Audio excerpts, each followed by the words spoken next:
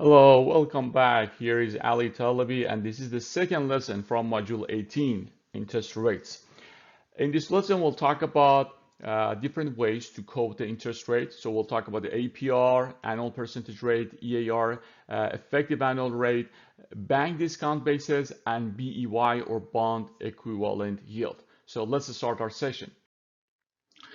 So when it comes to some securities or some investments, you will just receive the money at maturity. In other words, you are investing on a specific asset and you will receive more money at maturity. So there is just one single payment of the face value at maturity.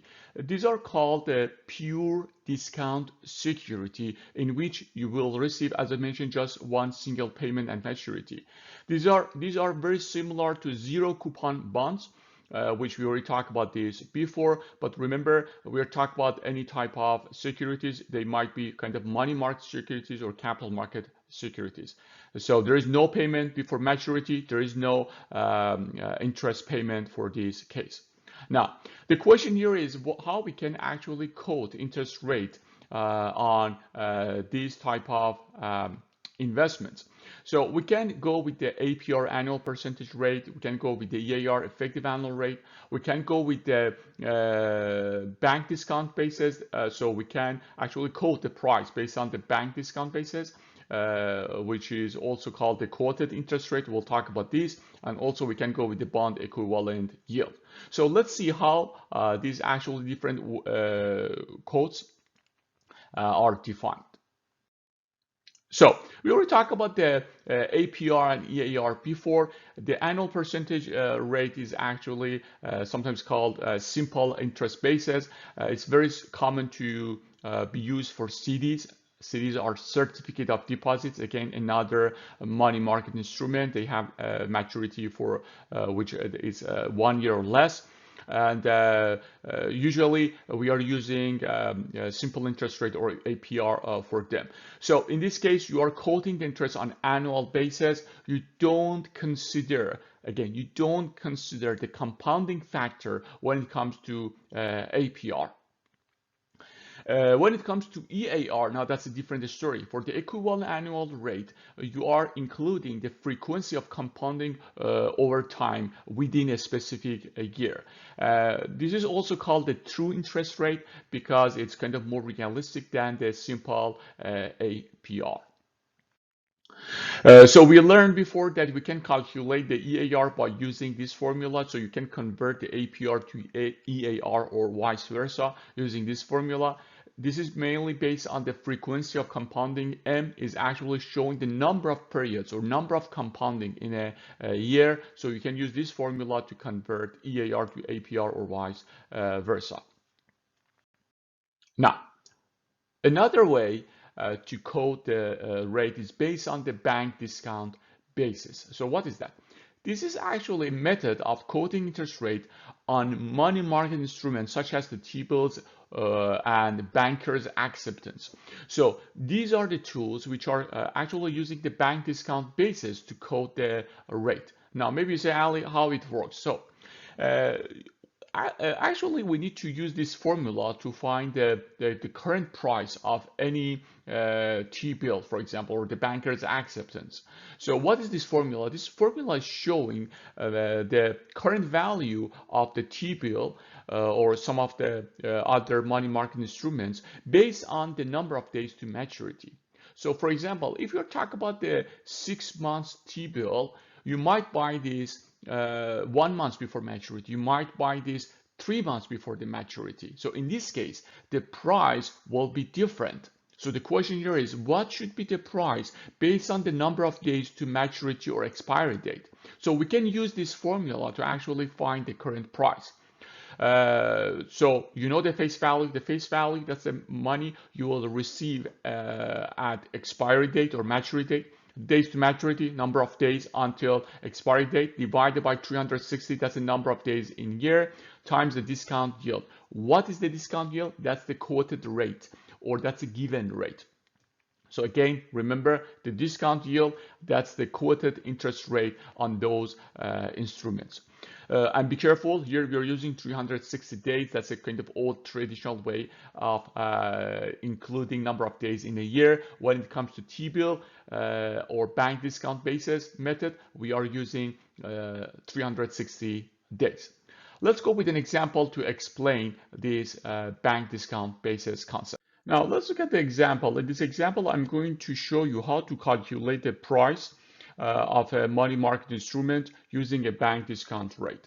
So let's assume at maturity expiry date, you will receive face value of $100,000, and this market instrument, the money market instrument, is expiring in 71 days. So remember that. So let me show you in the timeline. So here is a day 0, and here is the expiry date, which is happening. Let's say this is day 360. Day 360. Now, what's happening here? What's the meaning of that 4%? So when it comes to 4% discount yield, for the full period, you expect to receive 4%. How much you will receive? So you will receive $100,000. Now the question here is, how much should I pay now? If it was, let's assume it was the full year, 360 days, for the full period, the discount yield is 4%. So based on the formula you see here, if you are here, the days to maturity becomes 360 days, so it's 360 over 360. 1 minus discount yield becomes 96%. So 96% of 100,000, it becomes $96,000. So if we assume that you have the full year until maturity or expiry date with the discount rate of 4%, you should pay $96,000. But most of times, you know that the expiry date is less than 360 days. For example, here we're talking about 71 days. So you're somewhere around here. So, and you are 71 days until the expiry date. So if that's the case, we have to adjust for the number of days to maturity. That's why we are using 71 here in this formula and divided by 360. And in this case, the value of this money market instrument becomes 99,211. And for sure, as you are approaching to the expiry date, the value of the money market instrument is getting closer to the face value, which is $100,000. This is very similar to the zero coupon bond which we had before, and so you can use this formula actually to find the price or the value of any money market instrument, again based on the bank discount rate. Another way to code the rate, it's called bond equivalent yield. Maybe you say, Ali, I'm interested to calculate my interest rate on annual basis. So I'm not going, I don't care about the number of days to maturity, or I don't want just to go for the specific period of time. I want just to expand my annual basis equivalent yield. In this case, you need to use the BEY or bond equivalent yield. Don't fall into trap with the name bond. It doesn't mean just you can use it for the bonds. Actually, this is mainly used for the money market instruments, not just for the bonds. Anyway, you see that's the formula used. If you have the discount yield or the quoted rate, we already talked about the discount yield. That's a quoted interest rate. And you know the days to maturity, you can calculate the bond equivalent yield. One of the major differences between the bond equivalent yield and the bank discount rate, which we already talked about, is number of days in a year. In bond equivalent yield, we go with the full number of days in a year, 365 days. So you have to convert 360 to 365. That's why you see both numbers here. We are converting the 360 days to 365 by using this formula. So let's go with an example to explain this bond equivalent yield in a better, by using an example in a better way. Now look at this. So let's assume we're talking about the T-bill, which has 156 days until maturity. And the quoted rate is 0.178%. So based on this, we can calculate the bond equivalent yield, which gives you around 0.18%. In other words, if you are, again, you have 156 days to maturity, so and the rate, the quoted rate, 0.178% is for the when you are talking about the full year based on the 156 days time to maturity. But we learned that since you're talking about longer days, so in this case, you are converting to longer days. In this case, you will receive or you will have a higher interest rate. It's not that much, but a bit higher. So it's a 0.18% as your annual interest rate. Now, if you go with the higher interest rate, for example, if you go instead of 0.178% quoted rate, you go with the 6% quoted rate, you will see that bond equivalent yield become 6.25% almost. So it's a bit higher. So as the rate's going up, the bond equivalent yield will go even further higher. Now, we talk about the APR, we talk about the EAR, BEY. Now, I'm going to tell you something. Actually, the bond equivalent yield is actually similar to the APR, annual percentage rate.